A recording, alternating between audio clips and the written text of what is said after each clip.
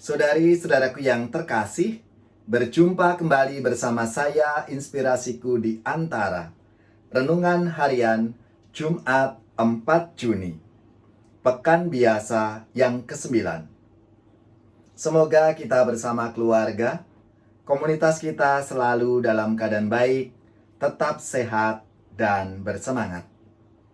Saudari-saudaraku yang terkasih, hari ini kita bersama-sama akan diajak untuk merenungkan Injil Yesus Kristus menurut Markus, bab 12 ayat 35-37. Marilah kita mengawali renungan kita dengan tanda kemenangan Kristus. Dalam nama Bapa dan Putra dan Roh Kudus. Amin.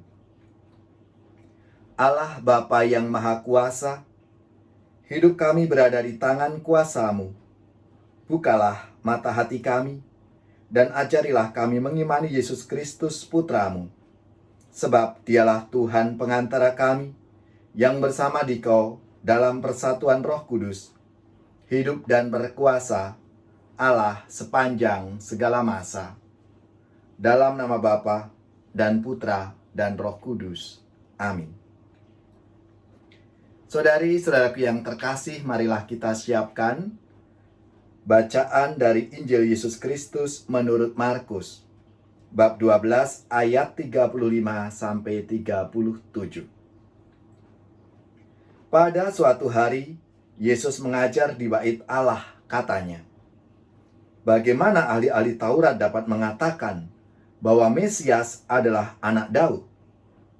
Daud sendiri berkata dengan ilham Roh Kudus, 'Tuhan telah bersabda kepada Tuanku, duduklah di sisi kananku, sampai musuh-musuhmu kutaruh di bawah kakimu.'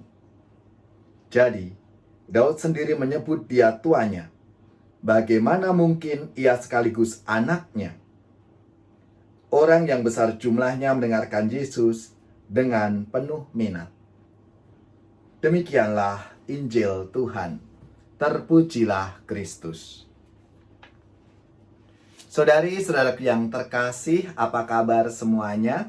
Semoga kita bersama keluarga, komunitas kita selalu dalam keadaan baik, tetap sehat, dan bersemangat. Saudari-saudaraku yang terkasih, apa yang ingin diwartakan dalam sabda Tuhan hari ini? Kalau kita memperhatikan, hampir setiap kali para lawan Yesus melontarkan berbagai pertanyaan untuk memojokkan Yesus. Kesempatan ini, Yesuslah yang mengajukan pertanyaan kepada mereka. Bagaimana ahli-ahli Taurat dapat mengatakan bahwa Mesias adalah anak Daud? Apabila kita memperhatikan Mazmur 110 ayat 1, di sana para pemimpin Yahudi berasumsi bahwa Mazmur itu ditulis oleh Daud, dan bahwa Daud mengacu pada Mesias gambaran mereka. Namun mengapa Daud menyebut Mesias sebagai tuannya? Bagaimana bisa dikatakan bahwa sang Mesias menjadi anak Daud dan tuan atas Daud? Saudara-saudariku yang terkasih, para lawan Yesus dibiarkan bingung. Namun kita melihat dalam sabda Tuhan hari ini, bagi penginjil Markus, Yesus memang keturunan Daud, Mesias, anak Daud, sebagai pemenuhan nubuat mesianik. Namun gelar putra Daud tidak secara tepat mengungkapkan otoritas Mesias, dan ia bukan anak di bawah otoritas Daud. Mesias yang akan datang itu lebih dari keturunan Daud, lebih dari sekedar politisi. Ia lebih besar dari yang diperkirakan oleh otoritas agama Yahudi. Saudara-saudaraku yang terkasih, Yesus memang adalah manusia dan menjadi saudara kita.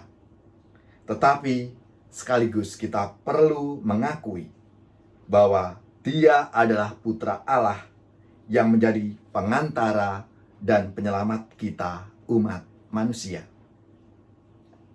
Saudari-saudaraku yang terkasih, tegangan antara Anak dan Tuan Daud dalam diri Yesus merupakan jembatan penyambung antara manusia dan Allah. Saudari-saudaraku yang terkasih, marilah melalui sabda Tuhan hari ini kiranya kita semua diajak untuk semakin mengakui, mempercayai bahwa Yesus adalah utusan Allah, Putra Allah yang diutus untuk datang ke dunia menyelamatkan kita umat manusia. Maka marilah kita memuji, mengabdi kepadanya, dan melaksanakan apa yang menjadi ajaran-ajaran Tuhan Yesus dalam kehidupan kita.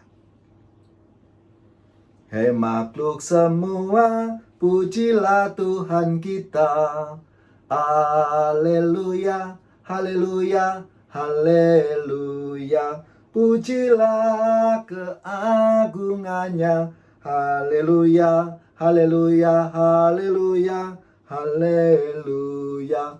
Haleluya, bergaung di seluruh dunia. Soraklah, haleluya, haleluya, haleluya, haleluya, haleluya.